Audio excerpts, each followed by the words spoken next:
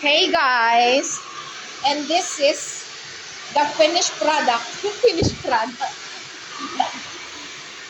Tingnan mo naman. Ang pagkakaiba sa before and after niya. Ngayon, 20 na lang. Kung before, mukha siyang Indian.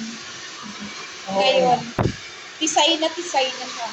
Galing Spain na siya. Dahil Spain. Oh, ang ganda kaya ng buhok mo, Phil. Itim na itim kaya yung kanina, no? The design is very, very elegant. Sana all. Guys, tingnan nyo guys. Oh.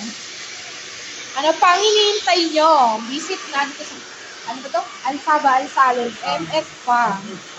And look for Ate Alice. Ah, diba?